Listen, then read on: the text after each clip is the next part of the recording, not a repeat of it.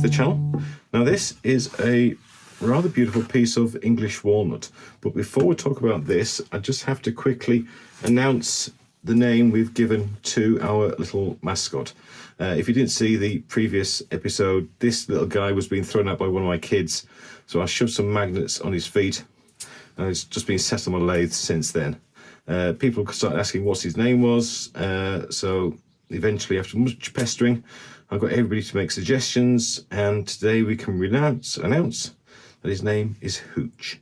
So we've got Turner and Hooch. Obvious really, but thank you to everybody who made suggestions, and there were some absolutely brilliant ones. So anyway, say hi to Hooch.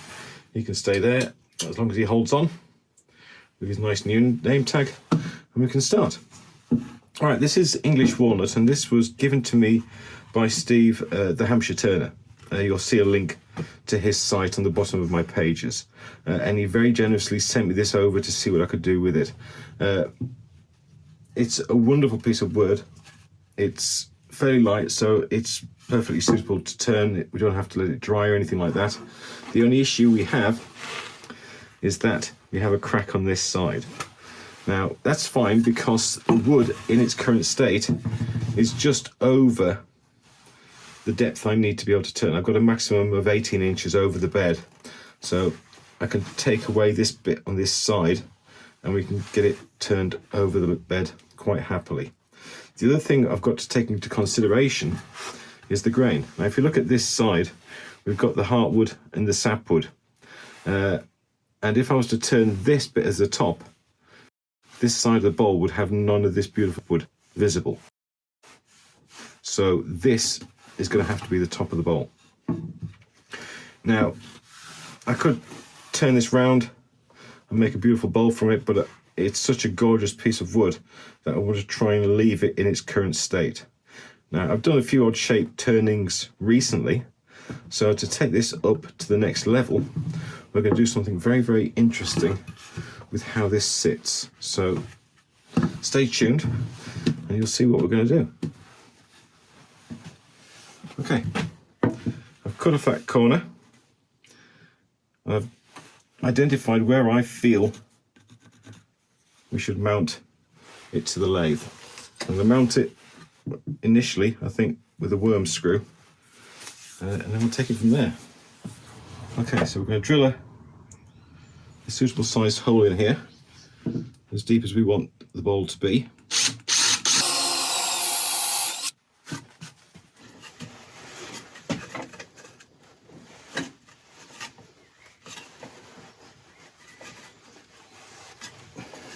Okay, we're on the lathe, we've sharpened up. We're going to use tailstock support at the start. First order of business is to get this mass here taken down so it's the same depth as it is this side. I'm going to be turning about 550 because it's a big old beast and it's quite unbalanced.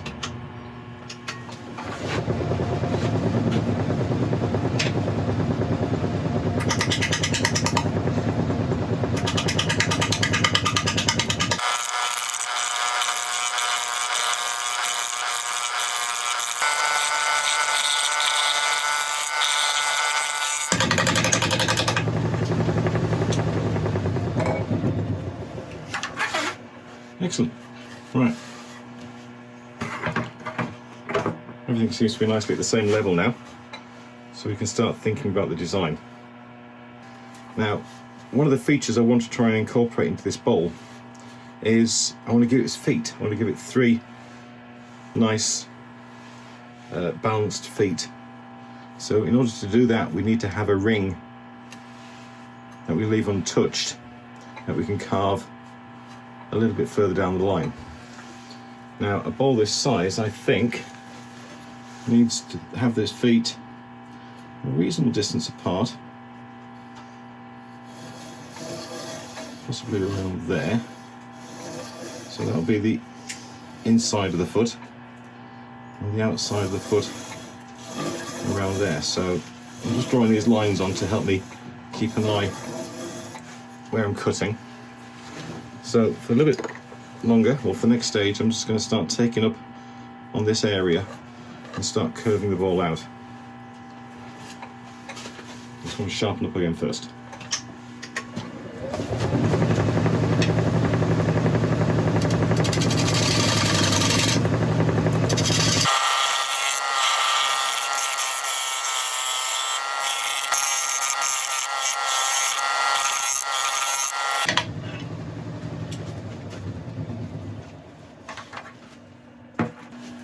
Okay, it's coming on nicely.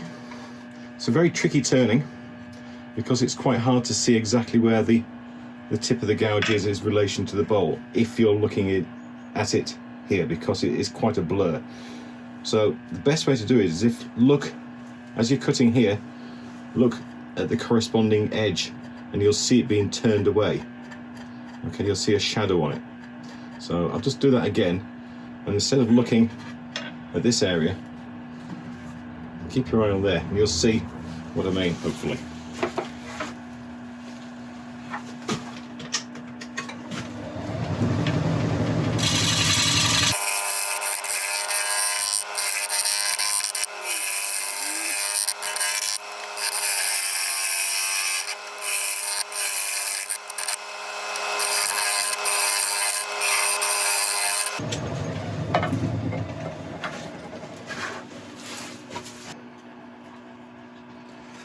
But so far so good. Now we need this rim here for the feet we're going to make just to be a little bit deeper. So I'll just work back in here a little bit more and then we'll carry on. Sorry, I'm kind of deep in thought at the moment.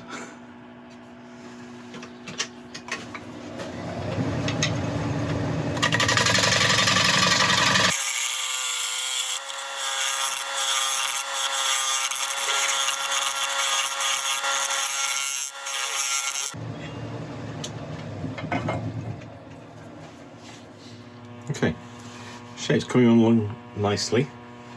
I did notice we've got a small crack as well in there, which I didn't notice at the start.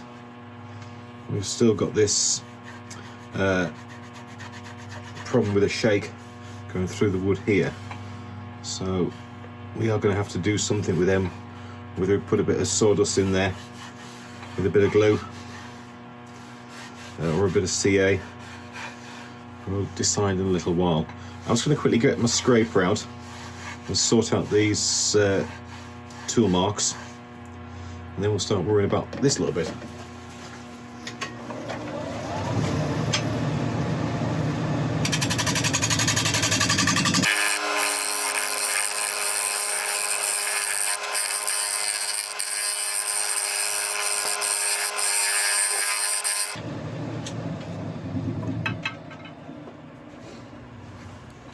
Okay, that's okay for now.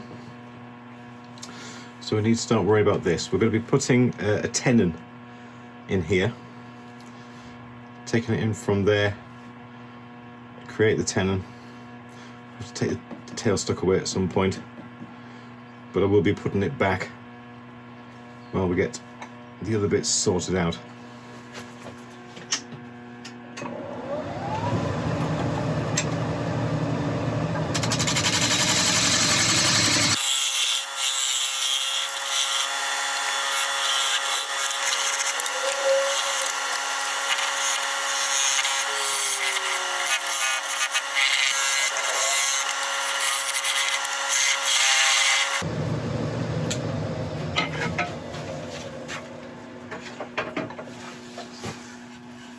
Okay,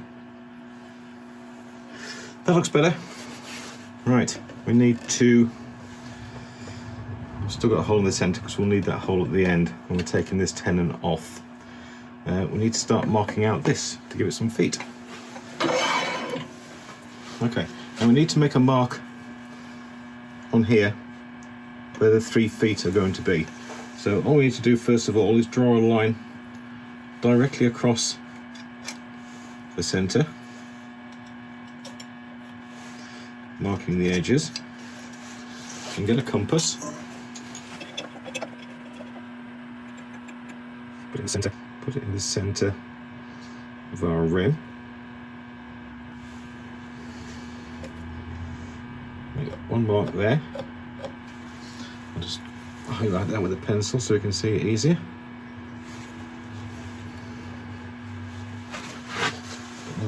here. Right, so that mark, and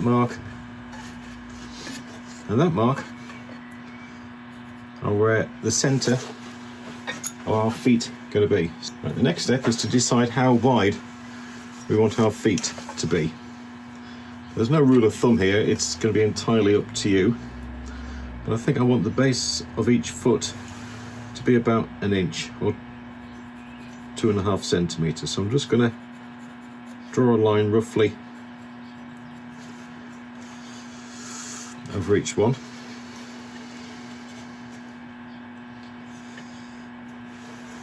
I may change my mind, that just seems a little bit big.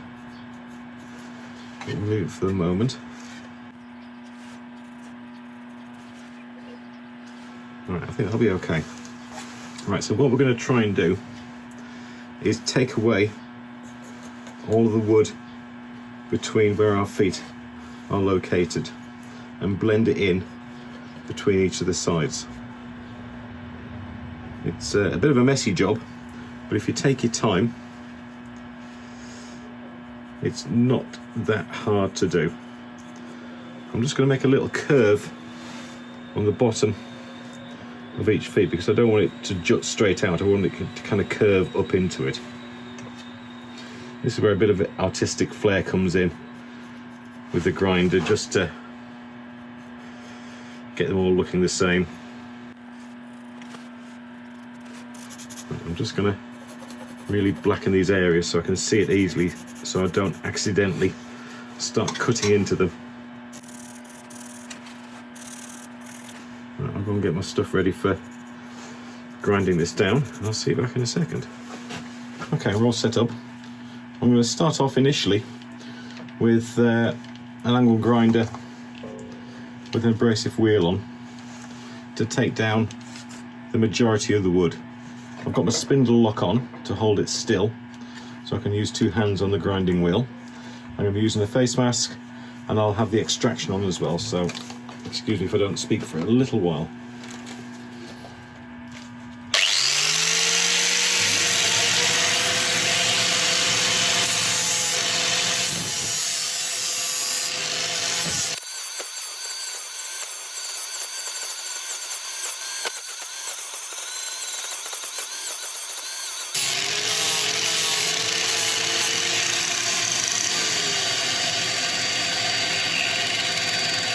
Right, that's the first stage complete. Oh dear, I've touched the 10. Excuse me. It should be right. Still looks fairly sound. Okay, right, I'm going to get out my Dremel, and with some more easy to use bits, I'm going to take this down so it's flat with the surface and just shape these feet a little more.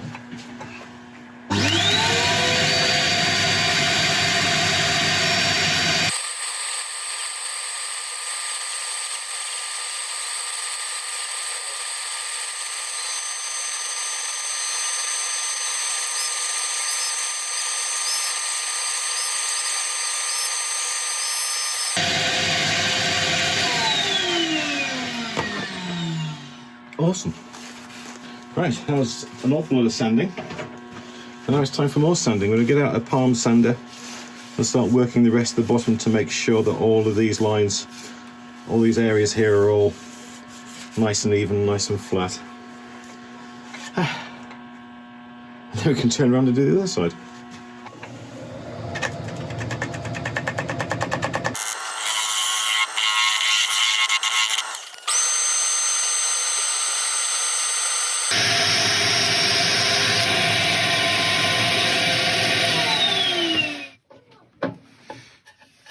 I've spent a good long while sanding everything as best as I can. I'm going to give it a quick clean over with isopropyl. We're going to again put the finish on at the end. It's a finish that I've never shown you before, so you can look forward to that bit. But I'm really looking forward to getting it on because this English walnut is absolutely gorgeous. It is just beautiful.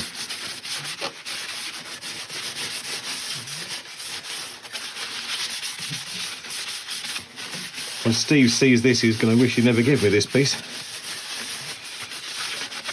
Too late, it's mine now.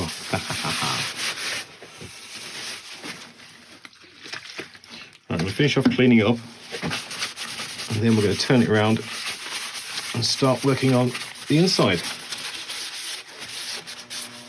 Okay, we're on the lathe. We're going to be running at about 750. It might be slightly ambitious at the start, but we'll see if we can maintain it. With balls like this, it's always best to work from the outside in. So I'll take a few passes off the top first and then start working on the outside.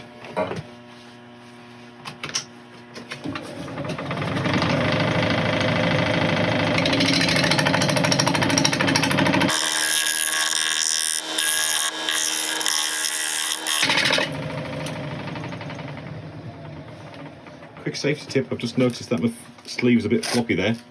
I'm just going to secure that, because the last thing you want is the edge of your top catching on these wings.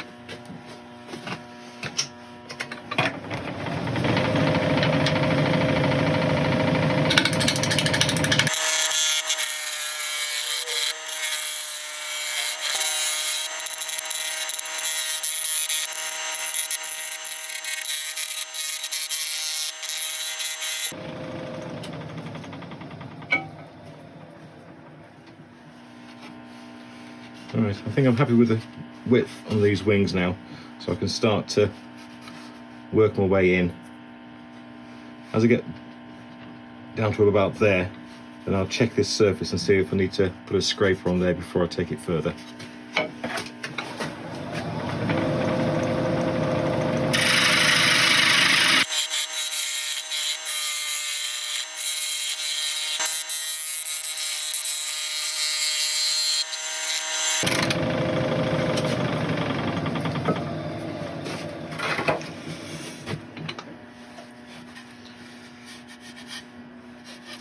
I'm just going to get the scraper in on these wings. The reason why I'm doing that so early is because the more I take out of here, the more flex there'll be in this area. So we need to be able to work on these areas while it's still nice and stiff.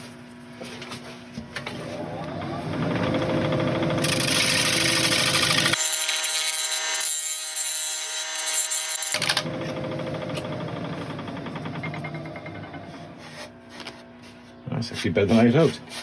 Right, carry on.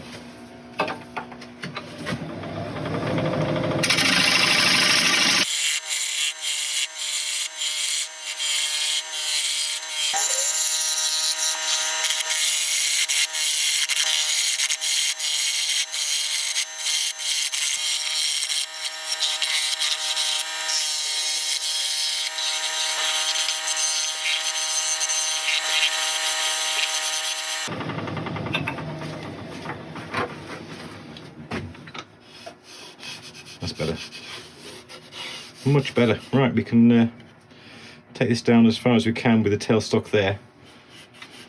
And then it's going to have to go. And that's when we start getting scared again. Not scared, just apprehensive, I think is the best word.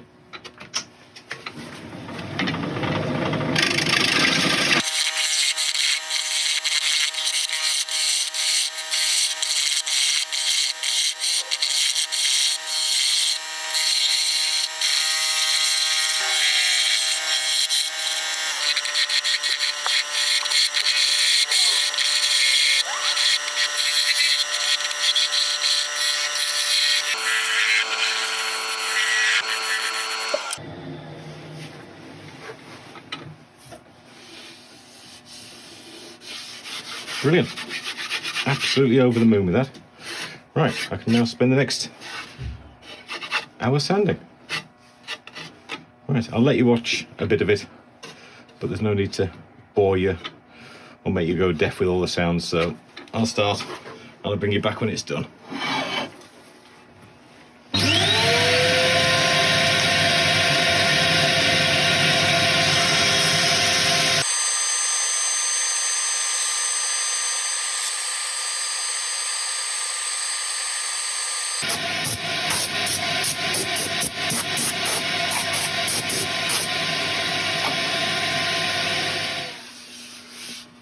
Okay, we're done. I've absolutely fallen in love with this wood. I cannot wait to get a finish on it. But there's one more thing we need to do before we can start looking at a finish, and that's take off the tenon at the back. So I'm going to quickly make up a jam chuck. I'll get this turned round and get that taken off. Right, I've just quickly knocked up a jam chuck from old floor joist. It doesn't really matter what wood it is, as long as it can be turned round. I'm going to put a piece of neoprene on the top to help protect the wood, and then bring up the chuck, sorry, not the chuck, the tailstock, and put it into the hole that we initially had it settled on. So lock that down, give that a little tighten, and then just give it a gentle spin to see if it's in the right area, and it is. So give it a bit more of a squeeze, lock that, and now I'll just turn the speed down, keep it out of the way.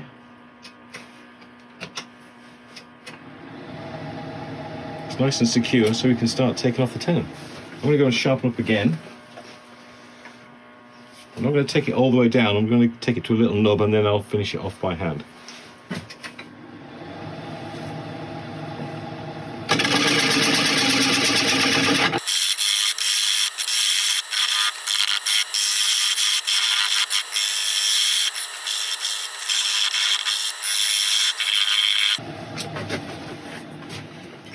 Good hold of your bowl with the tool rest away and the tailstock.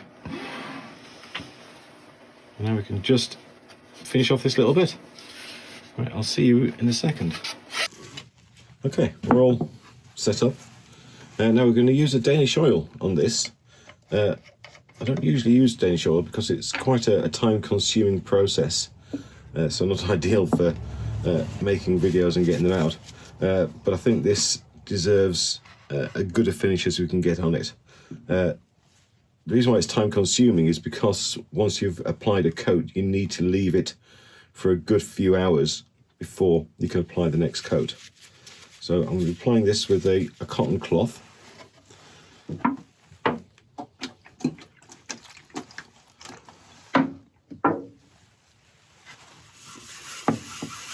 Don't need an awful lot.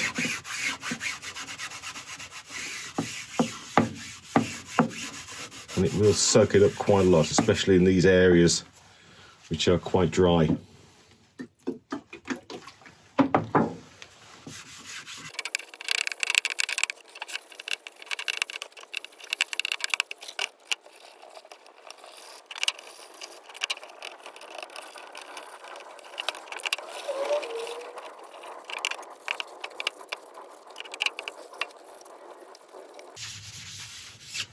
Okay, that's the first coat on.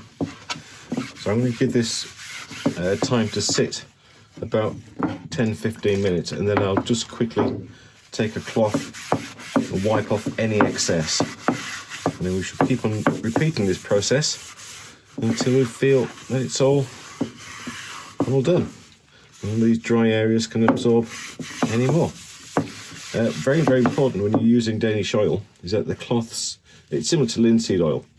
It can suffer from exothermic oxidization. In other words, it can spontaneously combust. So dry these flat away from anything that can catch fire, or soak them in water, but do not throw them into your bin. Okay, if there's any of the paper in there, it could catch fire and it could be dangerous. Right, I'll come back in 10 minutes or so, wipe this down, leave it to dry for 6 or 7 hours, and then apply another coat. But for you lot, I shall see you when it's all done. And there we go. 7 coats of Danish oil later, we have a beautiful English walnut platter. We do have some dry areas and a bit of worm damage on the extremities. I could have cut that down, but I don't know. I like the rustic feel about it. It's a very, very natural piece, and the grain in this wood is just absolutely gorgeous. Absolutely amazing. We've got some spalting in there as well. So Steve, thank you very much indeed for sending this over. It's an incredibly generous gift. Everybody else, if you want to see the guy I'm talking about, just go to, just search for the Hampshire Woodturner. Go and look at the amazing things he makes. You will not regret it. If you've enjoyed the video, I would really appreciate a like and subscribe and all those usual things. And we've got a giveaway coming soon, which is on the 1st of June. So if you want to be in with a chance of winning what we're intending to make, then all you have to do is leave a comment in the section below. All comments will be entered into the giveaway. Apart from that, that's about it. Thank you very much indeed for watching from Hooch and myself. And if you do fancy supporting the channel, on our Ko-fi site we have things you can buy on there, etc. But apart from that, thank you very much indeed for watching, and I'll see you next time. Thank you.